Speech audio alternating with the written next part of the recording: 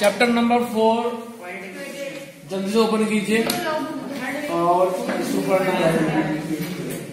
Chapter number 4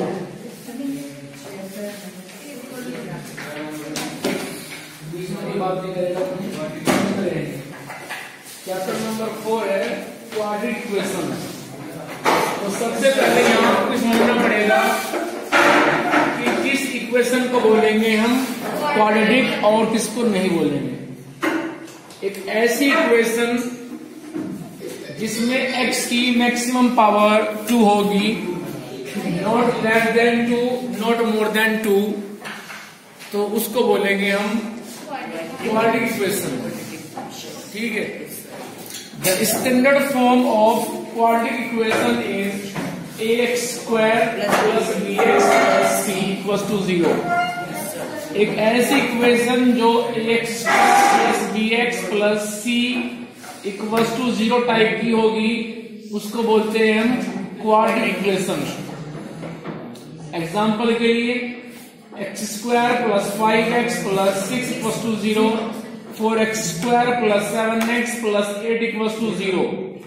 एक ऐसी equation जिसमें x की मैक्सिमम पावर जब आप सर्च करें उसमें तो आपको 2 मिले, तो उसको बोलते हैं हम क्वाड्रेटिक इक्वेशन।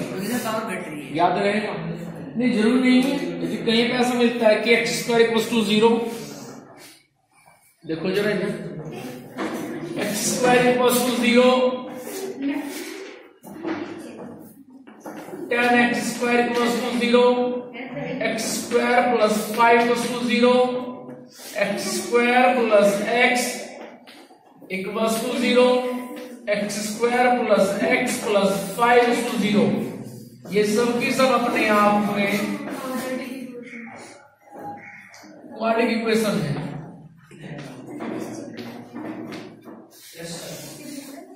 क्योंकि इन सब में x की मैक्सिमम पावर 2 है। लेकिन यदि आप यहां से x स्क्वायर को रिमूव कर दें तो अब लास्ट की जो दो इक्वेशन है ये बन जाएंगी लीनियर। क्यों? क्योंकि यहाँ पे x की मैक्सिमम पावर 1 है, 1 मतलब लीनियर, 2 क्वाड्रेटिक और 3 क्यूबिक, 4 क्या बनेगा 4? ठीक है। चलिए तो हुआ 5 को आपके यहाँ पे नहीं आएगा ना, आपको मिलती है। ठीक है, सुनो ध्यान से। अब जब हमारे पास में इक्वेशन मिलेगी हमें इस तरह से, तो उसके जो जीरोज होंगी या फिर जो उसके रूट्स हैं, नाम 3 है, जीरोज बोल दीजिए, रूट्स बोल दीजिए, सोल्यूशन बोल दीजिए, बात एक ही है। तो वो यहां मिलेंगे आपको एग्जैक्ट 2। हमेशा मिलेंगे आपको 2 जीरोज, 2 रूट्स, 2 सॉल्यूशन। कभी भी ऐसा नहीं है कि इक्वेशन हो आपके पास क्वाड्रेटिक और आप सर में आंसर एक मिल जाए, ऐसा कभी नहीं है। क्योंकि रूल के हिसाब से जितना पावर होती है x की उतने ही उसके रूट्स होने चाहिए। भले वो आप निकाल पाओ या न निकाल पाओ वो बात की बात है, लेकिन उसके उतने आंसर आने चाहिए। यदि किसी इक्वेशन में x की मैक्सिमम पावर 3 है तो उसके 3 आंसर आएंगे, उसकी 3 ही रूट्स आएंगे, 3 उसके जीरोस आएंगे। जितना पावर उतना वहां पे रूट्स मिलता है। ठीक है।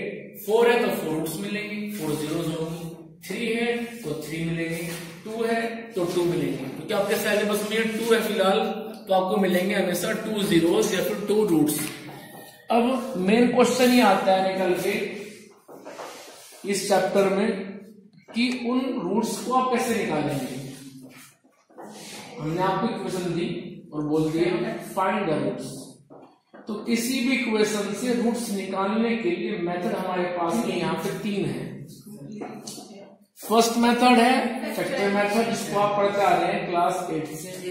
हम करेंगे फैक्टराइज, जो कि कैसे, बाय स्प्लिटिंग ऑफ टर्म। आपने पढ़ा था क्लास 8 में मेथड। फैक्टर मेथड जो होता है उसमें हम मिडिल टर्म को स्प्लिट कर सकते हैं। ठीक है। जो टर्म बीच में होती है उसको हम कर देंगे स्प्लिट इन 2 टर्म्स, फिर बनाएंगे फैक्टर दो को एक साथ, बाकी दो एक साथ, उनमें से कॉमन लेंगे तो उसको बोलते हैं फैक्टर मेथड। फिर पढ़ेंगे हम उसके बाद कंप्लीटिंग स्क्वायर मेथड, और लास्ट में पढ़ेंगे हम डी फॉर्मूला। डी फॉर्मूला या फिर उसी को बोलते हैं श्रीधराचार्य फॉर्मूला या फिर क्वाड्रेटिक फॉर्मूला। नाम तीन है, फॉर्मूला को एक ही है। फॉर्मूला दिया था श्रीधराचार्य ने, ठीक है। सुनना आगे, यदि किसी इक्वेशन के फैक्टर नहीं हो रहे हैं, मान लीजिए आपके पास में इक्वेशन दी है कि भाई x square plus x plus 6 है, तो उसके फैक्टर नहीं हो रहे हैं, तो आप ध्यान रखिए जब किसी इक्वेशन के फैक्टर नहीं होते हैं तो उस केस में आप डी फॉर्मूले को यूज कर लेते हैं आंसर निकालने के लिए, ठीक है।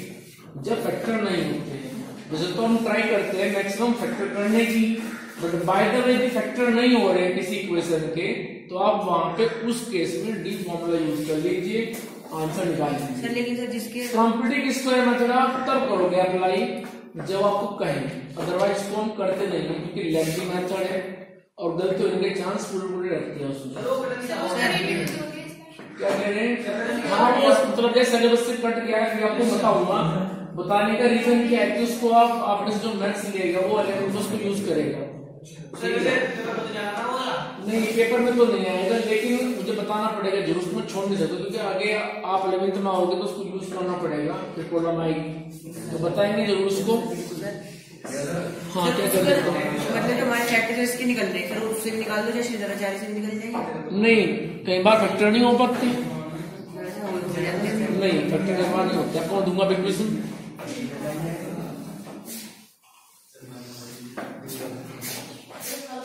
इक्वेशन जैसे कि आप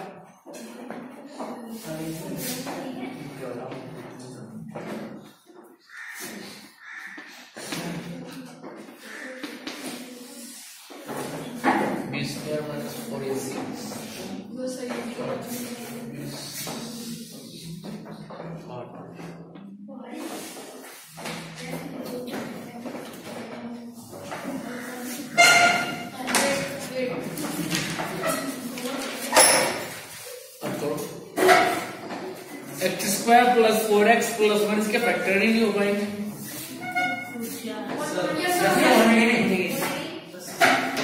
तो इस केस में हम यूज करेंगे डी फॉर्मूला। चलिए पढ़ते हैं तीनों मेथड को। मैं क्वेश्चन ले लेता हूँ, इसको हम तीनों से करेंगे।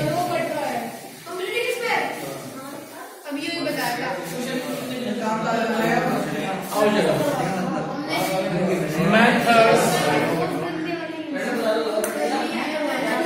मेथड्स ऑफ,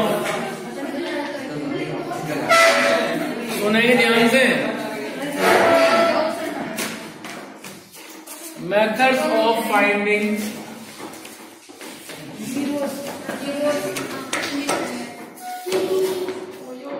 जीरोस या फिर रूट। फर्स्ट मेथड है फैक्टर, इसको बोलते हैं फैक्टराइजेशन मेथड। सेकंड मेथड है completing square method,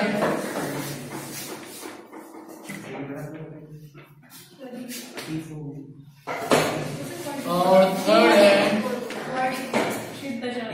D formula और क्वाड्रेटिक फॉर्मूला, ठीक है। तो मैं लेके चलता हूं एक इक्वेशन यहाँ पे,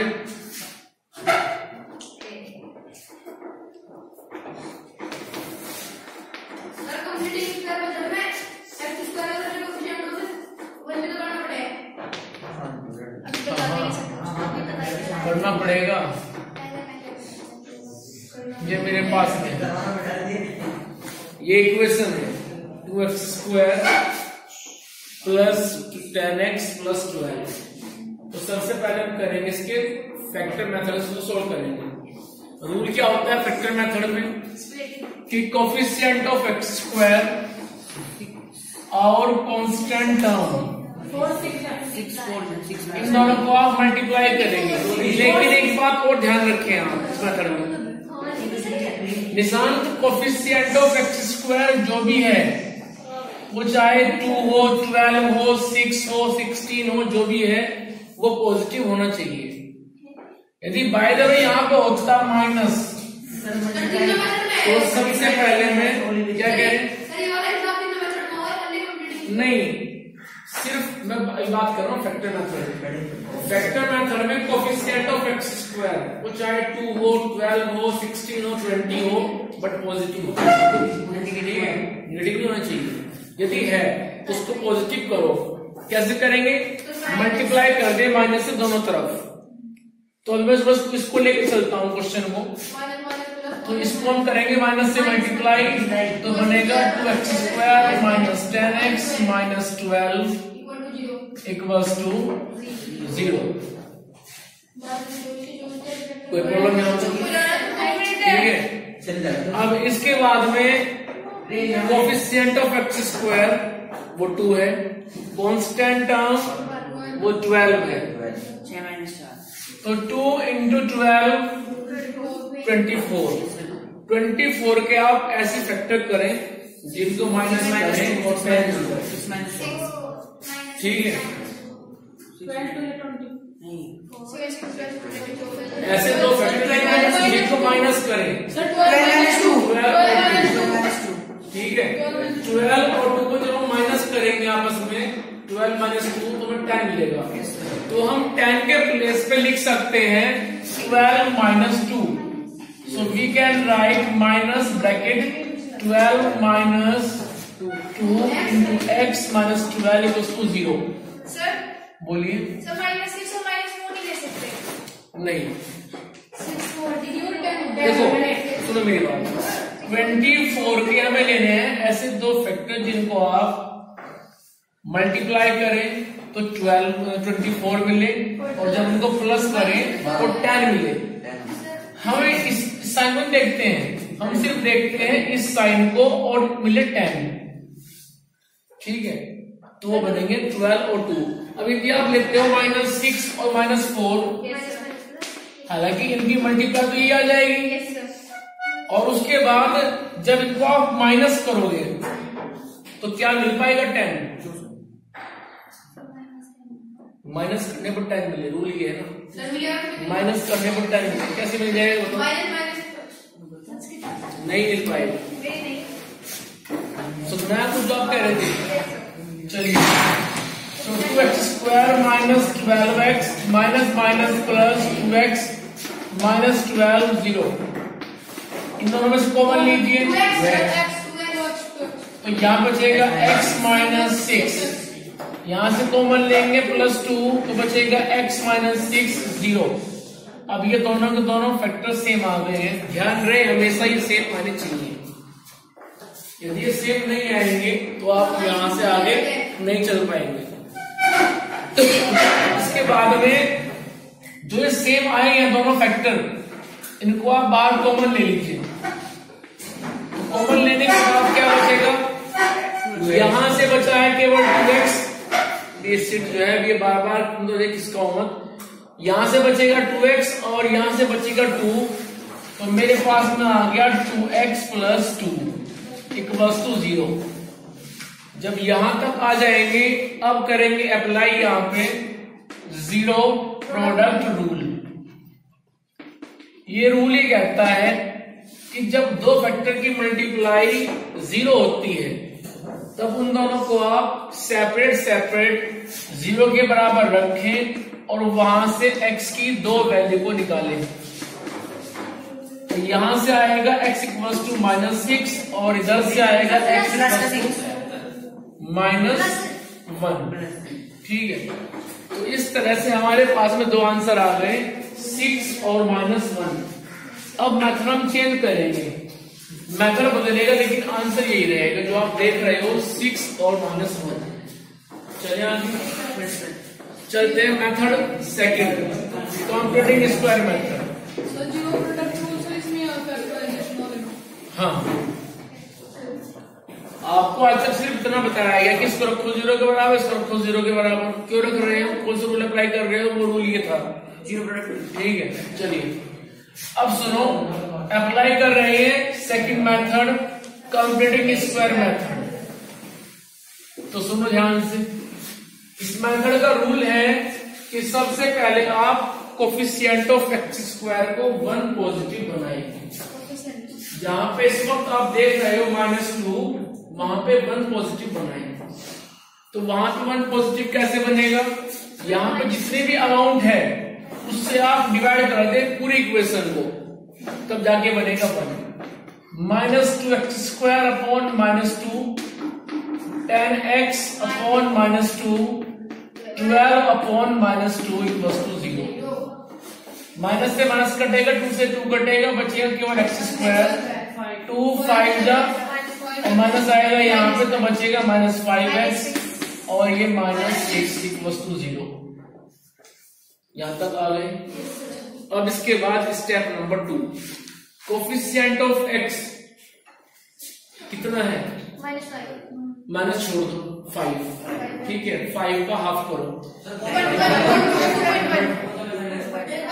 सेकंड कोफिशिएंट ऑफ x कितना है 5, उसका हाफ करो 5.2, नहीं जब फ्रैक्शन में रखो 5.2, अब करो उसका स्क्वायर, ठीक है, हमें मिल गया 5/2 दी होल पावर 2। इस टर्म को हम जो स्टार्टिंग की 2 टर्म है उनके साथ प्लस करेंगे और लास्ट में कर देंगे माइनस, जिससे इक्वेशन पे कोई भी इफेक्ट ना पड़े। हम इस अमाउंट को एक बार प्लस करेंगे, एक बार माइनस करेंगे। प्लस करेंगे स्टार्टिंग की 2 टर्म के साथ और माइनस करेंगे लास्ट टर्म के बाद।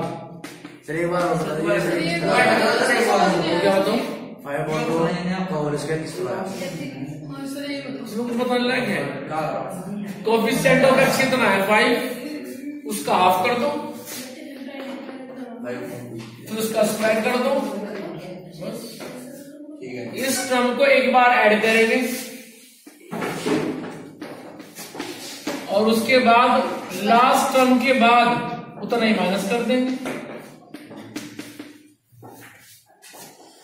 जितना ऐड किया उतना ही माइनस कर दिया, कार्ड फिट देंगे, वापस वहां से यहीं पा जाओगे। चले आए, कर क्यों रहे हैं, सोल्व करने के लिए कर रहे हैं।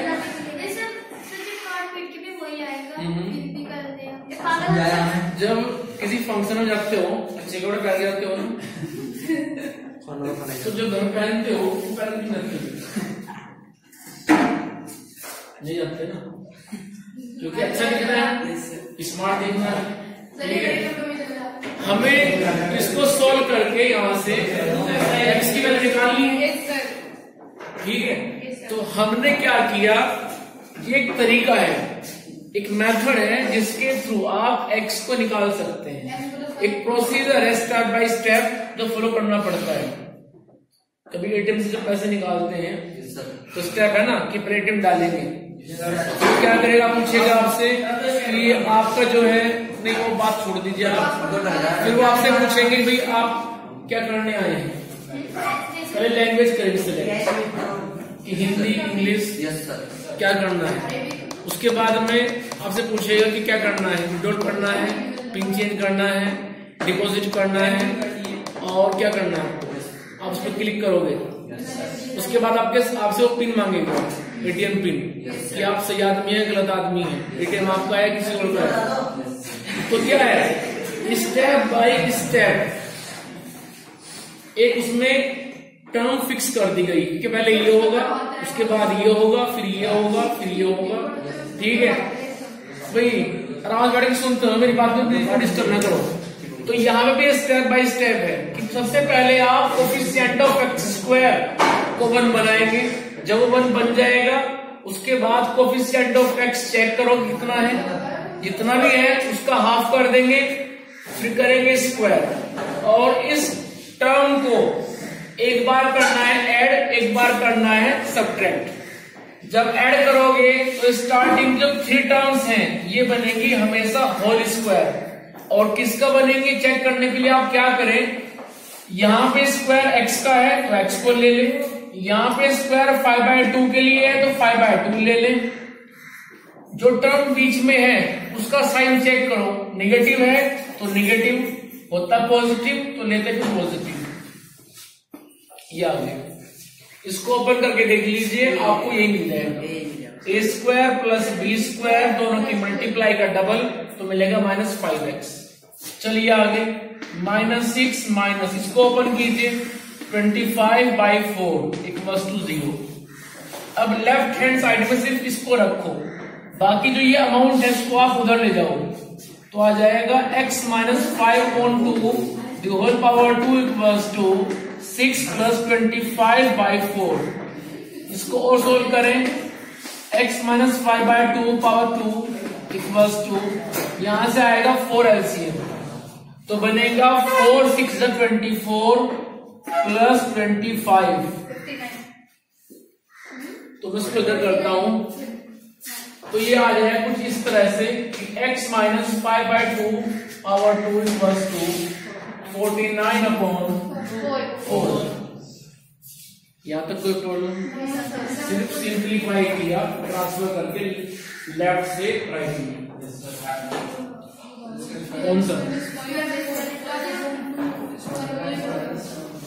भाई 5/2 का स्क्वायर है तो उसको फटिंग करा दो, उसमें 2 बार 5/2 5/2 तो ऊपर बनेगा 25, नीचे बनेगा 4। ठीक है, चलिए आगे। अब देखो ये बोल रहा है इससे कि पार्शियलिटी हो रही है मेरे साथ में, इसने कहा क्यों, दोनों बात कर रहे हैं आपस में दूसरे से।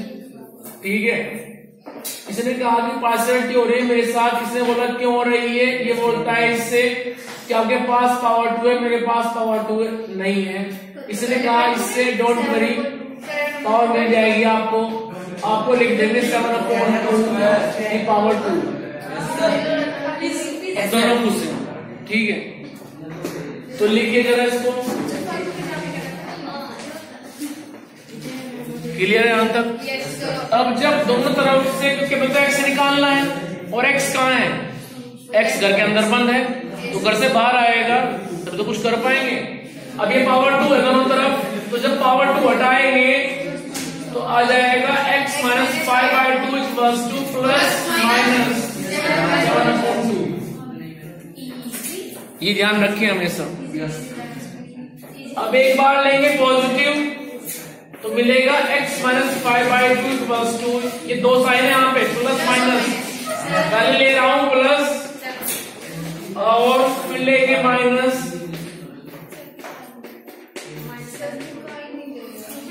जब प्लस लेंगे तो ये मेरे पास आएगा x equals to 7/2 plus 5/2, result is 12/2 means 6। और यहाँ पे कितना आएगा, x equals to -7/2 plus 5/2, result is -2/2 means -1। तो आंसर भैया है 6 और -1। यदि कोई प्रॉब्लम पूछ लीजिए, कौन सा क्वेश्चन? हाँ तो ले दो क्वेश्चन। हाँ भाई बताओ, कुछ प्रॉब्लम है क्या? चलिए अब चलते हैं थर्ड मेथड पे। क्वेश्चन यही है, करेंगे थर्ड मेथड से।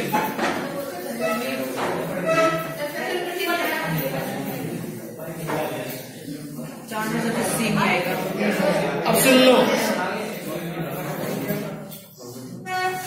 बीच में बात करने के लिए मना की गई थी। यस सर तो कह रहे हो, बोलो क्यों कर रहे हो उसको?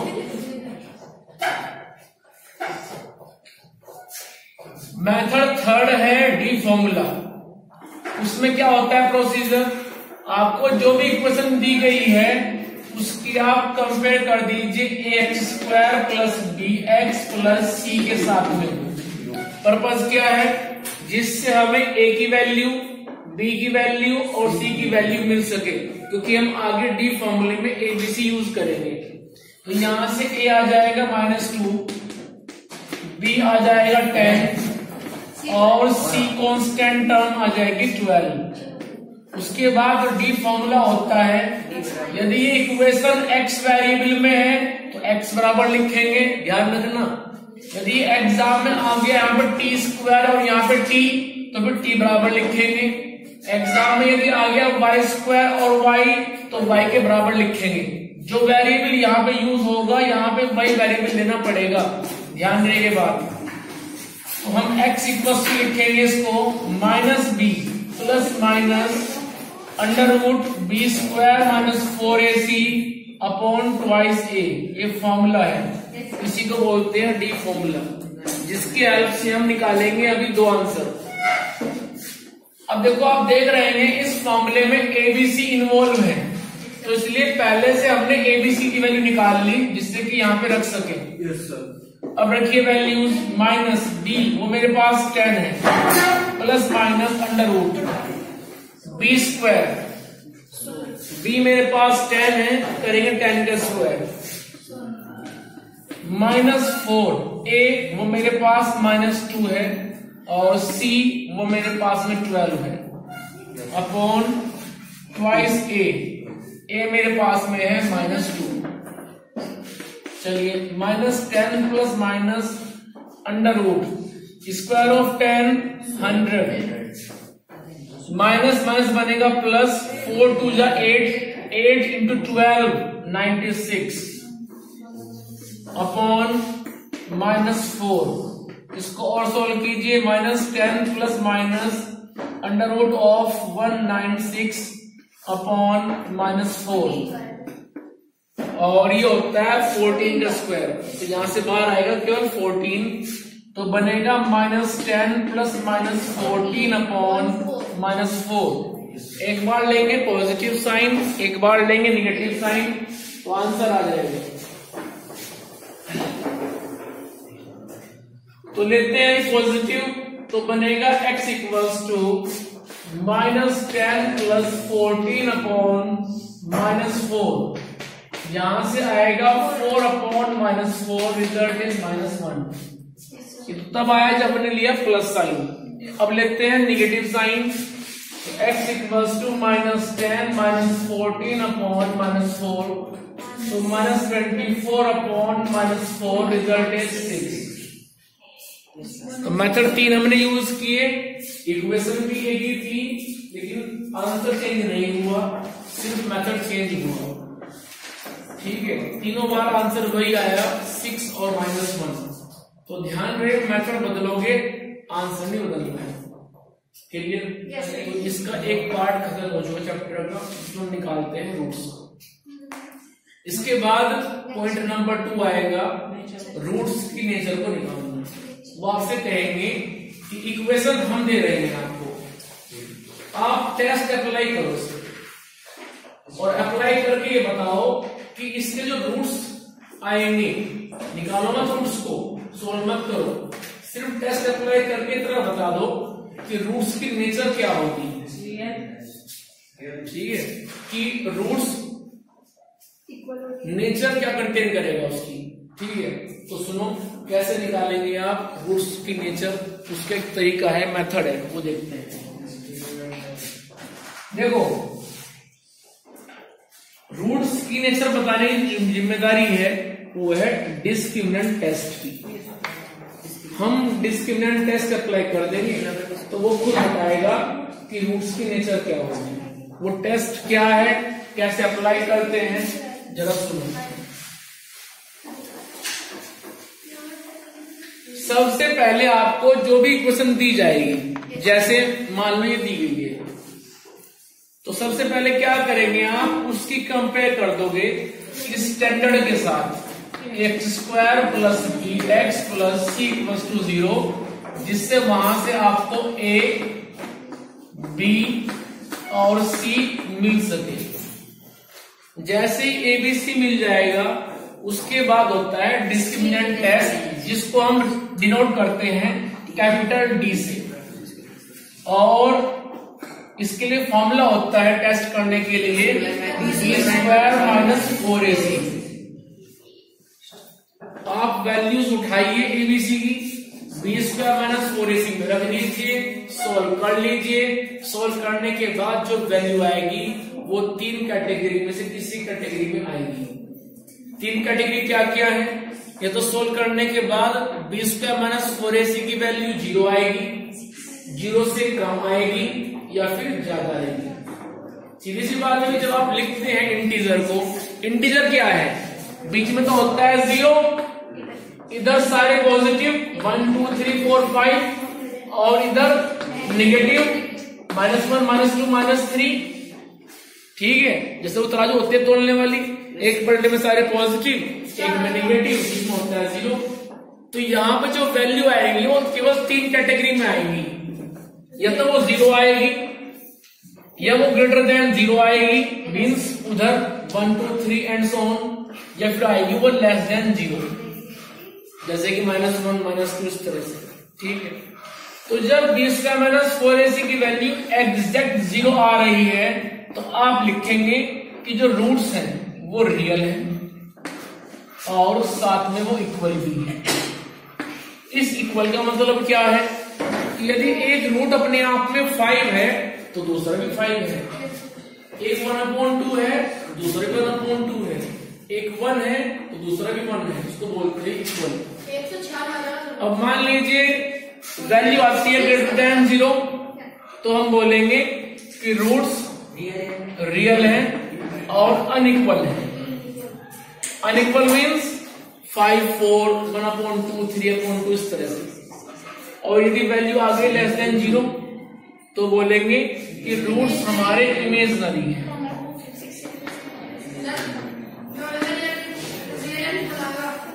ठीक है, समझ में आ गया क्यों हरीश, समझ में आ गया। यदि d की वैल्यू मीन्स b²-4ac की वैल्यू ग्रेटर देन 0 है तो बोलेंगे रियल और अनइक्वल, 0 है रियल इक्वल, और यदि लेस देन 0 है तो बोल देंगे इमेजनरी। ये इमेजनरी का मतलब क्या हुआ, माइनस